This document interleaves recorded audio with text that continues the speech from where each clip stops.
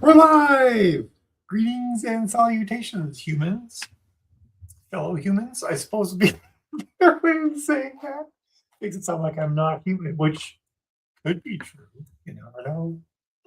Anyway, hi, folks. It is I, Mallory, and it is Lunch with Mal. It is January 1st, so most of you are probably going to watch this on replay because you're sleeping right now.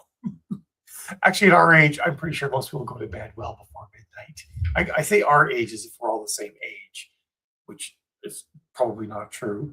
But I do feel like I attract a more mature audience. And by mature, I mean older, not necessarily more mature. In fact, we're likely a very immature audience because we're writers, right? Like I feel like if being called mature is actually an insult to a lot of writers. So um, I mean that in the most non-insulting, loving way possible. I need something to fiddle with on this call because I have to fiddle on all calls or streams or whatever because if I don't, I'll start chewing my fingers or something like that. That's embarrassing to do on camera. Anyway, we got folks here. So hi, say hello if you wish. It's good to know. Good to see peeps. I'm probably going to keep this to be relatively short today, like only 30 minutes, but I do have a topic that's actually near and dear to my heart. It came up in our weekly roundtable that we had this past Tuesday, 2 days ago.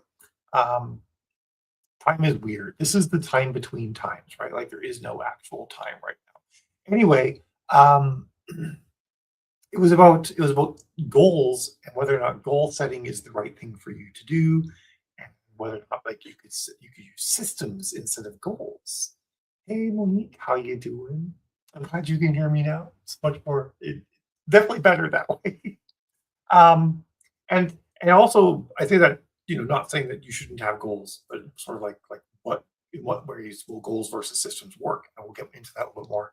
But in addition, right now in Storyteller Lab, which is storytellerlab.net, Heather Hildebrand has a new classroom that she's shared with us that is actually about goal setting.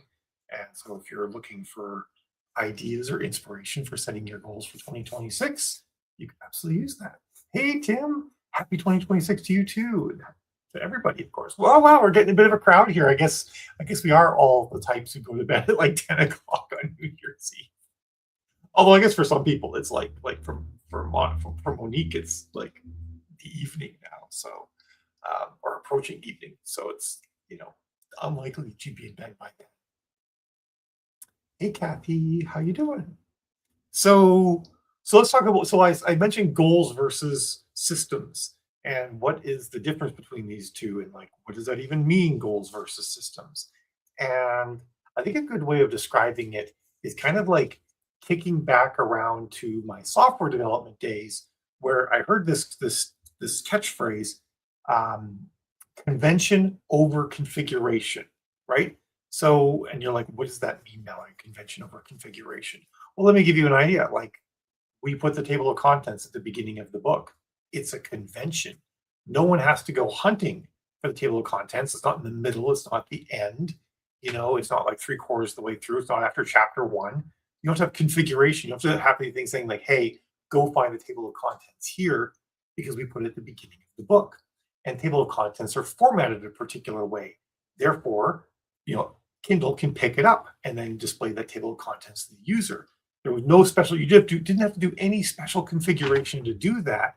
It's all just done by convention. We always do it the same way, and then everything just kind of works without us having to think about it. Another great example, that is one up at 7. Okay, Monique, you are crazy. Another great one, and this is not universal, but I sure wish it was, is leaving a building. You push out, the door opens out. You push to go out, you pull to go in. This didn't used to be a convention, and therefore a lot of doors have to have the words push or pull on them. They have to have configuration shown because the convention wasn't always in place. The convention is slowly taking over because, of course, the reason why is if there's a fire or an emergency where people need to get out of the building, you don't want to have people pulling at the door while people are piling up behind them. It's a safety concern. So out is push, in is pull, convention over configuration. And we this exists everywhere in our lives. Everything that just sort of makes sense or is common sense is likely that way because it's a convention that we all accept, and we don't have to do configuration. Um, where your things are in your cupboards in your kitchen is works great for you because you know it, but it's configuration. Someone else can go into your kitchen and not have a clue where to find things. Now, likely your cups are right beside the sink or something like that where you normally use them. So there is some convention, but a lot of your kitchen is configuration. And it's not easy for someone else just to dive into your kitchen, know where everything is, and start cooking. Um, Grocery stores are like halfway between them, right? Like there are certain things that are in obvious places, and dear God, some grocery stores put stuff in places, so they're like half convention, half configuration. And every time we go to a new grocery store, we sure wish there was a convention for where everything was in grocery stores. So there's some sort of background into this concept of convention versus configuration. And convention makes things easier. It streamlines processes. It makes it easier for people to adopt things, and stuff just works when we all follow the convention. Traffic lights, for example, are another fabulous convention. Hey, so throw us in Tim. Happy birthday, happy New Year to you too. So when it comes to like your planning for the next year, a lot of times we set goals and we stack up all of these different goals, and we're like, cool, I'm going to do all these things. I don't have a plan for how I'm going to do these things, but surely there's enough time between now and then that I can probably pull it off. And if you're like most people, you're probably really bad at estimating how much time it actually takes you to do things, um, which is like a whole separate problem. And also one that I feel to a certain extent was well solved in my software development years, where we would take a project, and we would break it down into stories.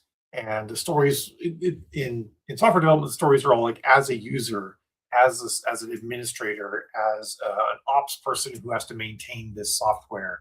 So it would always start with like the person, and you say like, I need to be able to do X, Y, Z so that X, Y, A, B, C can happen, or something like that. Like we had these stories, and then you would size the stories, and you're like, well, we need a logging system. You're like, that's not a story, that's an epic, right? And then you're like, okay, well, now we take this epic, we have to break down a logging system that logs events into stories. Um, and Sorry, conversation interrupted behind me and confused me. Um, so we would then size them, and the sizes. Every team has different sizing that they do, but sizes would go in between one, and the size of one could take you like 5 minutes, all the way up to like a size of, I think our biggest size we would run was like 12 or something like that, and 12 is going to take you 2 solid weeks of work to do. And so that's how we estimated time. We would sort of like we would size things by effort and by complexity, and then we would say like, okay, as a team, we traditionally get this much stuff done in a 2 week period. And we would go look at like all of our history and be like, okay, on average, a team of 6 people, we did 70 points worth of stuff. And so that worked. We was like, okay, so that means our point load for 2 weeks can't be more than 70. And we would sign, sorry, Tim. I apologize for triggering you right now on your day off. But we would use that to gauge effort. Now I'm not saying that you need to start using Scrum or Agile, which are our software, and are related to Kanban, which many people in the writing community are kind of familiar with. I'm not saying you need to start doing that, but you do really need to sit down and like look at um, how much writing you can actually get done, how much time a launch takes you, and like really be brutally honest with yourself and determine how long it actually takes you to do things. Um, and even like, do I have more caregiver duties this year? I have a spreadsheet that in our launch plan, that came to the launch plan book, that was like one of the questions was, how many humans do you care for? Because it could be kids, it could be partners, it could be, you could be like, I have an ailing animal that basically counts for as much care as a human. I have aging parents. That all takes time. So we need to like really be honest with ourselves how much time we have to do things, and then say like, okay, given my past life, it takes me 45 days to write a book and 30 days to revise a book, and launching a book takes me 20 days worth of effort, something like that. And then you would also go through your calendar and like, where are my vacations? When is family? When's my mom coming to visit me? Stuff like that. I really understand, you know, how much work you can actually get done in a year, and then set your goals according to that, rather than just be like, I think I can probably do 5 books this year. I did 4 fairly easily last year. I think I can do 5 this year. Really sit down and think about it. Or be like, 5 was way too much last year. I need to scale it back to 4. Great. But if you don't really have a plan, you don't have a good understanding of how long it takes you to do work with all the other things in your life mixed up, you could end up just like not achieving your goals.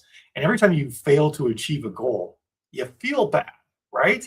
Um, so achieving the goals gives you wins. Wins give you dopamine hits. They motivate you to keep going forward. So breaking your work up in such a way that you get as many wins as possible is really the ideal way to roll. You want to maximize your wins and minimize scenarios where you just through poor planning set yourself up for failure. Oh, thanks, honey, for linking this lifestyle spreadsheet. I appreciate that. Um, that's awesome, Tim. Tim says all good here. Oh, that's about you're triggering him first, triggering him about his day job. Doing a lot of what's my process right now, and optimizing my basic writing plan, my social media effort, promo process, still learning stuff. That's good. That's really good. One thing that I think, just in working with authors, that if you really want to like improve your production flow, I think the number one thing that authors need to focus on is honing your craft and reducing rewrites. Some people spend like 3 or 4 times more on rewrites than they do on the first draft. But if you hone your craft and you really start thinking about like, okay, I'm writing a scene, it's got these characters, it's gonna end in a big dramatic blow up or something like that. I need to basically make sure that I introduce the characters fluidly throughout the scene, make sure everybody knows who's there, set the stage where everybody is physically if necessary. And then that way, when the big blow up happens, I don't have to like pause and like describe setting and stuff like that. Or I need these things to happen. Therefore, these people need to be there from the get go. Um, these set pieces need to be in place. Things like that help you streamline your writing process. The better you get at that, the closer you can get to writing a first draft, making a couple of tweaks afterwards, and handing it to your editor. That's like the number one way to improve your flow. So circling back around, goal setting requires you to know how much work you can do. Because if you don't know how much work you can do, you're going to set unrealistic goals. But the other thing is that if you just work at a goal standpoint and you're just like, I just need to get this book done, and you don't really think about like milestones or anything along the way, you're going to be in crunch mode at the end, and you're going to stress yourself out, and it's going to be hard. It's going to feel great when you're done, but the process of getting there isn't going to feel great.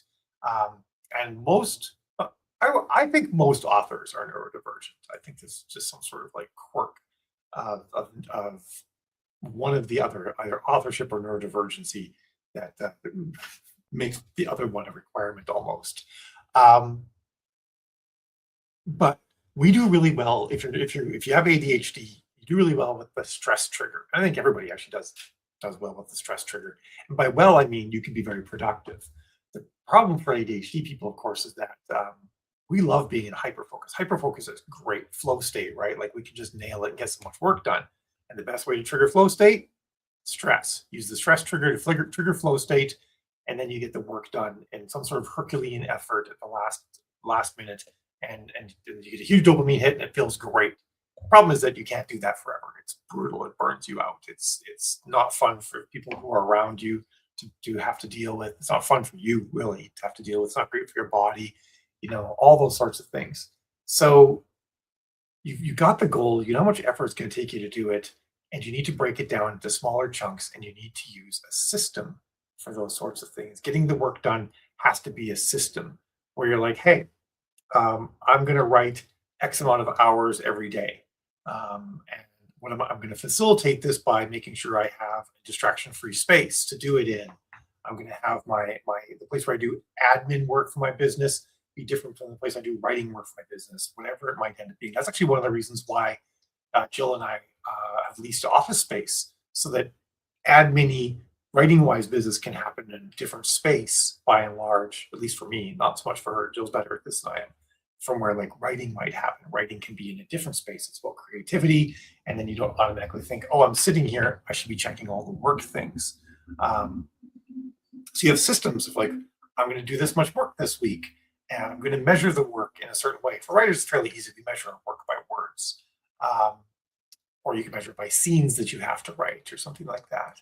And you also say to yourself, I am going to limit social media promotion time to this amount. I'm going to limit admin work to this amount. Because let's be honest, most of the admin work that people do, most of the promotional work, the social media work that we do doesn't massively contribute to our bottom line. The next book contributes a lot more to our bottom line.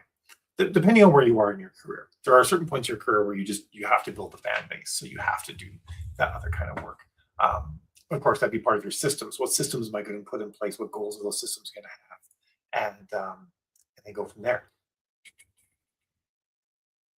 Yes, Kate, I hear you so much. Hello, Deborah. Happy New Year. Deborah said, Kate says, I really need to work on it, not taking a stretch trigger to be productive. It was so hard this last year. I hear you. And it took me years to train myself off that because I relied on it so heavily that after I committed to no longer using the stress trigger to hyperfocus and get work done, I didn't know how to work. So if you are going to take that plunge, it's going to be a transition. It's going to be a little bit frustrating, and you're going to feel like you can't produce things, which is why a system will help. And kind of give you guys an idea of like what that can look like in practice. Back when I was crazy and I was writing a book a week or a book every 2 weeks, I broke everything I did down to day of week. So books always came out on Thursdays. And actually it's a great day to release your books. It's on a Thursday. You hit your hardcore fans on Friday, build up some reviews, and then you could like launch promos or sales on Monday, do your big push on Monday. The best email open days are Sunday and Monday. So I scheduled my whole thing around that because I always did countdown deals for all my releases. So I would release the book on Thursday. It would be on pre-order for at least a month, and those 30 days on pre-order counted towards your eligibility for Kindle countdown deals. So I'd schedule a Kindle countdown deal on Thursday. I'd schedule on Thursday, but it would be for Sunday. Run Sunday, Monday, Tuesday, and then I would email people on Thursday, the hardcore fans, saying the book's out. Sunday, I'd email everybody, say like, "Hey, the book's on sale," and they all knew that I would run sales. People who were on fixed incomes and whatnot could take advantage of that. Tuesday, I'd say sale ends today. Next book comes out on Thursday. Here's what it is, and I would have these systems in place, and it was just very easy to get everything rolling. And then when I started writing a book, or when I was planning out writing a book, I would make sure a week before that I contacted the cover artist for the following book, so that by the time I was done writing the book, I'd have my cover. Basically, I booked time well in advance, and my cover artist had space in his calendar for me, even though it was like 3 weeks before I needed the cover a lot of the time. So that when I was about to release the book, I already had the new cover in hand, pre-order. Like I had systems in place for everything, and that helped everything run really smoothly. And so it didn't take a ton of thought process to remember how to do everything. And that's the sort of system that you could have as an author that would really help you. Like I run sales every second week on day X, so I'm going to send a newsletter every second week on day X. And you could schedule a lot of stuff well in advance and barely have to think about it. So that can help you a lot, and it can help you with budgeting your time so that you can meet your goals. All right, so Tim says, I tracked words religiously when I started. Now I kind of focus on chapters written. I read a lot of small chapters, action spies, thrillers, so it's not. Yeah, the chapter thing, so the word thing can be good and it can be bad. It can be great when you're like swinging for the fences and hitting it every time, and really just cranking out the words. But boy, tracking words can really be a demotivator if you're having trouble with a book or with something, with a scene, or you're in burnout or something like that. And so you do need to change your metrics to what's going to help you get the win at any given time. If your metrics are such that they're making you feel bad all the time, and you feel like your progress tracking system is just beating you up and demoralizing yourself, then you need to change your progress tracking system. So I like that. I like changing on that. And that kind of goes back to like the sizing that we would do in the software world. We recognized, like a 1 point story could take you 5 minutes, could take you half an hour. And a 12-point story would take you 2 weeks. And you're kind of looking at that and you're like, well, that doesn't track linearly now, does it? I'm like, no, of course not. And but we still, if someone was going to take on 12 one-point stories, we wouldn't let them take any more work for the 2 weeks because the process of task switching and getting something, getting stakeholders to approve this small change you made to some wording or something like that, getting it pushed into production. There was a lot of other stuff going on. And then task switching, making sure everything, all your ducks were in a row for the next story. Oh, I need an icon from design, whatever it might be. Even those small little things can actually have a lot of other things tacked onto them. So um, they aren't necessarily small in all ways, and you don't have to like. It's not only the big Herculean things that matter, right? And a lot of small things that on their own take a minuscule amount of time add up. They are not the sum of their parts. They are like a multiple of their parts.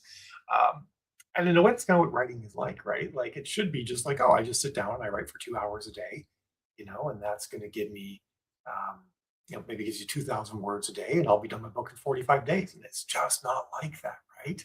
It doesn't work that well. Sometimes it does, but it doesn't always work that well. It says, been reading your books while you went through that transition. I can recognize when you went through it from when the books came out. Yeah, you can. You totally can, Tim. Other Tim Gallo says, when I started, I had a calendar, smiley face stamp. I forced myself to write 5 hours a day. When I was done, I stamped my calendar in a happy face.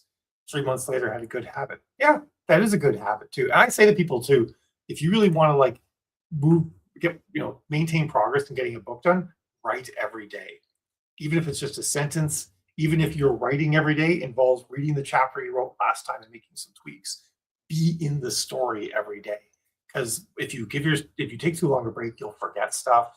And then that's where the revisions start to creep in and the whole process just starts to get exponentially long.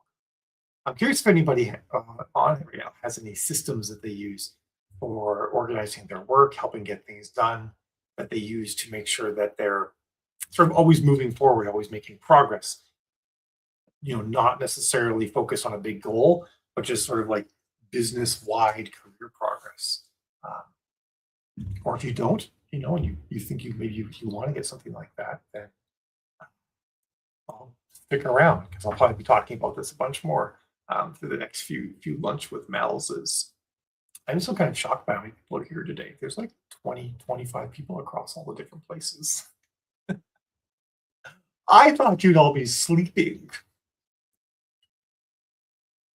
I woke up just in time to celebrate New Year's with everybody in Alaska, which means it was around 2 in the morning. And really didn't fall back to sleep after that. So I'm kind of like running on fumes today, but still wanted to do this. And I still have to go work on painting the office that Jill and I are leasing. I'm getting pretty close to being done. I took the 2 weeks before leading to Christmas off, though. Spend more time with the fam and whatnot. But I want to get that done so we can move in there. And then you'll see me like streaming from one of like 2 or 3 new locations because we're going to have like different sort of studio rooms in there. It's going to be pretty sweet. Kate says, I don't have systems and I need it. And hello, Lainey. Laura says, it'd be nice if creativity could work like systems. I love it. I love systems because then I don't have to make decisions daily. I can set everything up ahead and not think about decision fatigue. Yeah, this is a really good point. And I do agree. I recognize that creativity, tapping the muse, as like what a lot of people say when they're sort of getting started, when you're relying solely on inspiration to write, it doesn't just happen all the time. Although the more you do it, the more it becomes like just turning a faucet on and off, and then you can just write. But one of the things I think is really important that Dora said there was she mentioned decision fatigue, which is a real thing. Making decisions is actually like a physically exhausting thing. And as writers, we actually make decisions for our characters all the time. And for our brains, the effort and the load isn't really any different. We were actually making those decisions, for real life. So systems are great in that they can take load off and free you up for the decision making you have to do in the writing versus having to make all these administrative and business decisions all the time or even household decisions. One of the Generally don't have anything like this right now. But one of the best things we did for a while was hiring cleaners, because just that load, and the interruptive nature of house cleaning work took up so much of our time that it was actually, from a time management productivity perspective, it was significantly more cost effective to hire someone else to clean the house. Plus, the cool thing about someone else cleaning your house is the whole thing's clean at once. When we clean our houses, generally, is people living in them. We clean them like one room at a time. The house is never clean everywhere. And it's super cool to have a house that's clean everywhere. Dora, full time teacher is your day job. Yeah, you just live in decision fatigue. Then that's uh, that's a decision heavy job if ever there was one, for sure. So, so yeah, I mean, there's, systems, and actually, I would imagine that one of the things a lot of teachers do, start thinking back from my days being taught, is there's probably a lot of like stuff that you do by rote. Certain days, certain periods, certain time frames, these things happen, and that like helps out a lot. Tim says, I do daily posts on Facebook in the myth of maybe finding organic traffic. I usually plan it a week at a time. Basically, my research for my books becomes posts, edutainment type content. If you were to doing that, Tim, Facebook is probably the worst place for you to do that sort of thing. Facebook primarily only shows your content, to people who are friends with you or who are following you.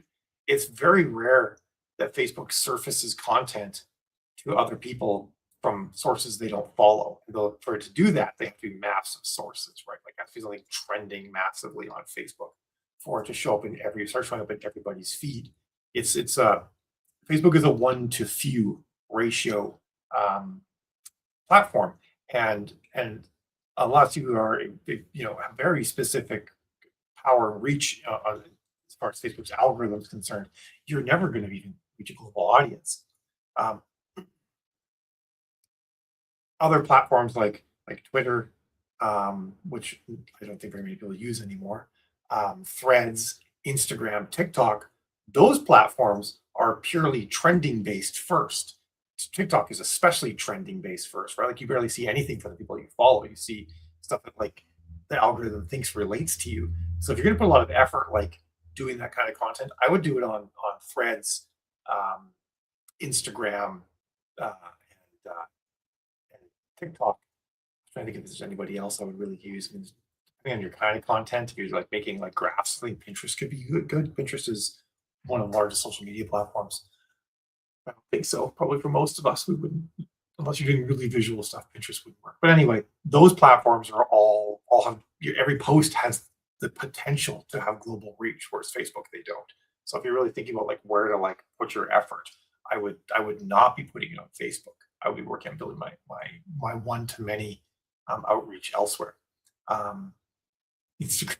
So yeah, if you're doing any content on Instagram, it has to be video content. Like, still image content only shows to existing followers.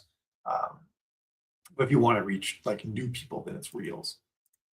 Since it's most of my friends, I get a small trickle of newbies, but I enjoy the posts. So I need to find out a place. Hate Twitter, never really looked at Threads.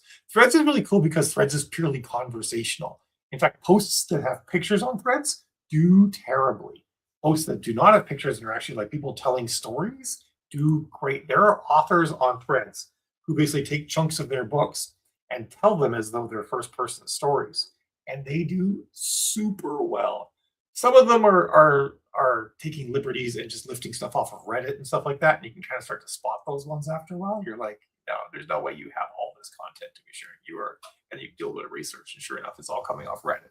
But there are some authors who take chunks of their own stories and they tell them as though it's first person, and it's very compelling, and they get a lot of interaction. Threads is all about actual conversations and communities and stuff like that. It's a great place, um, in my experience. Some people say that the author Threads is really toxic, but I'm not super exposed to that. I whenever I'm on social media, I'm not generally when I'm on social media as an author. I'm not interacting with other authors. I'm interacting with readers. So I don't really. That's how I use Threads. So I don't really experience, any of that sort of negativity. Uh, so something to think about. I like that you enjoy the posts. I think you're already making this content. How could you leverage it to actually reach more people? Is sort of what I'm thinking. Um, Doris, do you talk about how you break down your time for marketing, ads, etc.? You mentioned the crazy book timeline, which I remember being too much, but how do you break down the business side? Um, I break down business work into, like, it's very task focused. If I have a task to do on the business side, then I do it.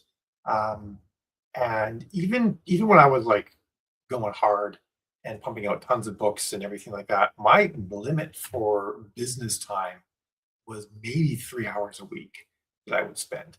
Um, I wouldn't spend any time more than that. And I really boiled it down to basically the best return I got on investment was advertising, um, reader magnets, advertising paid books, advertising reader magnets, and then my newsletter.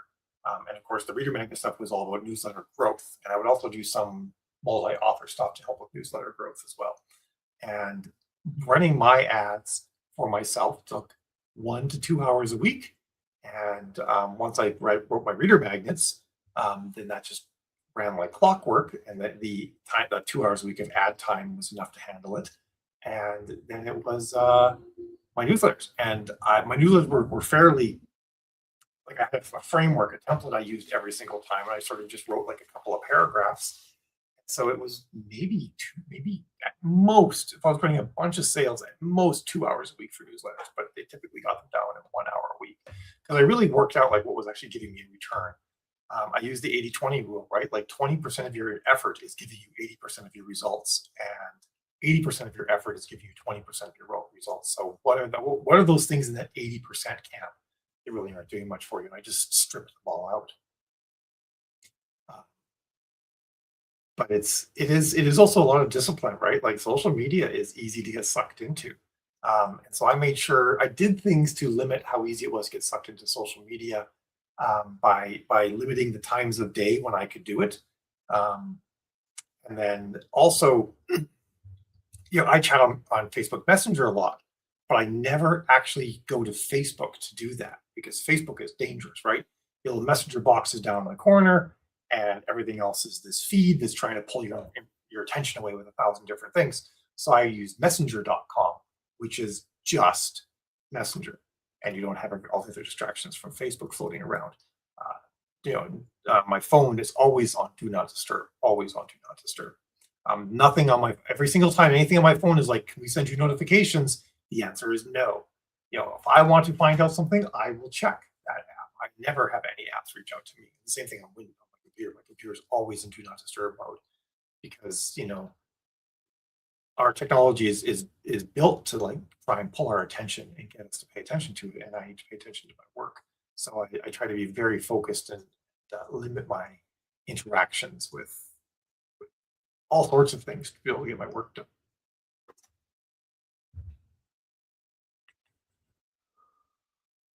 So Tim says, "Oh, look at threads then. It's owned by Meta, so I'm guessing you use Meta Business Manager to post there.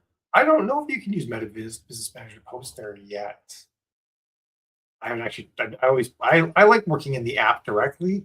Um, I feel like to leverage an app, you have to be a user of the app to sort of understand the kind of content people are looking for and whatnot. So I tend to post directly in apps, and you can do it. You can use Threads via like a web page, just like Instagram. But you can run ads now on Threads. So I'd be shocked if you couldn't do posts through Business Manager as well. Also, my reader magnets find 11 book funnel. I also joined your promos there. Should run ads to the promos or directly to your magnet. To the magnet. Your most valuable readers are the ones that interact only with you and then decide to share their information with you. So I'll run the ads directly to your magnet.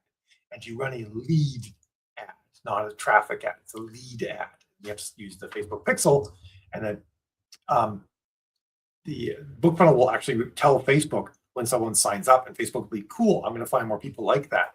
And you can oftentimes get, email addresses for as low as like 15 cents an email address. $5 a day can get you like, come on, Brady, do math quick.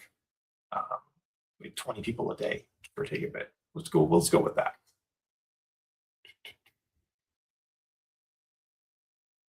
You used to be able to. Are you talking about Threads specifically? I'm not sure.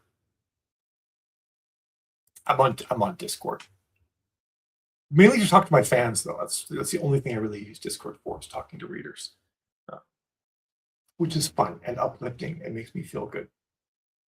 Kate says, my magnet ads are doing really well. So glad I finally did that. Awesome. Yeah. I tell you, magnets are the best. And even if you don't get somebody to actually move on into book one right away, once they're on your newsletter, you can, if you've got other book that's going to grab their attention and pull them in, or maybe if you offer a sale, or you just remind them about it at some point, that they'll go for it. But the great thing is it costs you 15 cents to get them on your newsletter list, and likely like maybe another 15 cents over the course of a few years to keep them there, versus having to reach them every time with fresh advertising, which could cost you 30 to 50 cents, to get a click out of them or something like that. Probably not 50 cents, but it could be that high depending on what you're doing. So yeah, it's such a cost-effective way to manage that sort of thing. And with Facebook's algorithm changes, talked before about how there's like a funnel, a sales funnel that sort of exists. It's very common parlance in sales, and just sort of like awareness advertising or just getting people to click on a thing is up at the top of the funnel, and then you start to winnow down the results until you get people who are actually going to purchase. And the further the event is down the funnel, the more valuable it is in identifying, is this person an actual customer or not. And leads are mid funnel, whereas traffic ads are almost top of funnel. So when you run lead ads on Facebook, Facebook's like, wow, these people actually like filled out a lead form of some sort for this particular business. So I'm going to treat that audience segment as like a core, this is their audience kind of thing, over and above like the audiences that maybe are engaging in traffic ads. So it really helps to tune Facebook to understand who your audience really is, because they're like, well, I got all these people just clicking, but these people are engaging. They're actually like doing a thing. They're filling out a form. So I'm going to be like, I know that's the core audience. And that way, if a particular ad appeals to this offset of people that really aren't your core audience and they click like crazy, it won't screw everything up. Facebook will be like, well, that's interesting that those people are clicking a bunch, but this is the core audience. And I know that because they're filling out lead ads. So they're filling out forms on lead ads. So it's a great way to tune the algorithm and help Facebook find the right people more and more for your ads.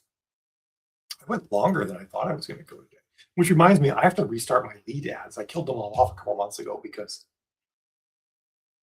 I was working on some rewrites to my lead stories, just sort of tuning them up and whatnot. And I need to fire that all back up again. And then one of my co-authors reached out to me. I might have mentioned this at previous lunch with Mal a couple of weeks ago, and he'd been through the ringer lately in life. And we were on book 8 book 9. We'd done 9 books in what was going to be an 11 or 12 book series. And it kind of hung there for a couple of years, but he actually wrote the next book, and he's like, I don't even know if you want to publish this, but I just needed to write it. I'm like, hell yes, I want to publish this. So I've been reading that. It's been a really good read. I don't know where we're going with that, but oh yeah, that's why I haven't launched the ads. They relaunched my ads for my reader magnets. Tim said, I've heard you say it's good to target $5 a day for ads. Would $1 a day give any real value to? Now, $1 a day is not going to get you anywhere with ads. I don't even know if Facebook will let you run ads at $1 a day. I think their minimum is $3 that they'll let you spend. But it's not going to, Facebook's not going to learn who your audience is well enough. It's not going to keep up, because it also only like maintains the learning for a certain amount of time. It's never really going to get a grasp on who your audience is at $1 a day. Put $5 a day into a lead ad. That would be a better use of your money than trying to spread $5 across 5 different ads. My definite recommendation. All right, I am tired, as I mentioned early on, because I didn't get much sleep last night, and I'm having trouble maintaining focus. So I should go before focus completely abandons me and I just ramble incoherently or something like that. I don't think I've done that yet, but I feel like it's a risk. So it's been awesome chatting with you all today.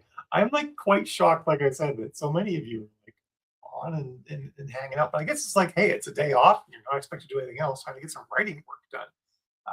And I'm with you on that. I'm actually going to be when I'm painting the office. I'm going to 11 Labs has an app for your phone that can read audiobooks to you, but not audiobooks. They'll just read books to you, and the voices are really good. And they actually like they're good enough that the AI narration that 11 Labs does can even tell if it should be a male or female speaker most of the time. So like will change tone and all sorts of things. And so I've taken the book that my co-author wrote. I'm just listening to it while I paint, and it's quite enjoyable. He's definitely still got it after all these years. So, Cuddle with Pups Day. That sounds like a fabulous day.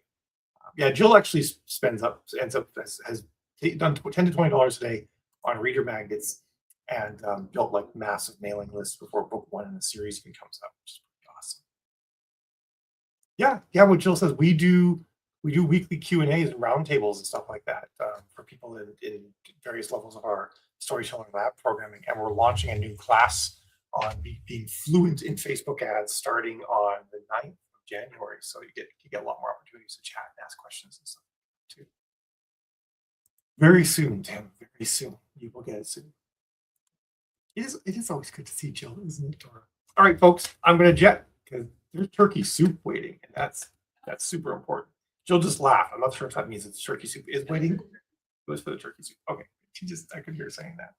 Yeah, and Jill's also working on Jill co-authors me too. She's working on 2 stories for my universe as well. So it's gonna be a good year, which means I need to think about systems and how I'm gonna like go through all of this and not forget things and have things go awry. And I will definitely be talking more about systems in the coming weeks. So I will see you guys then. Have a fabulous day. Happy New Year and all that. And I hope you guys have a long weekend. I hope it's a good long weekend. Ciao.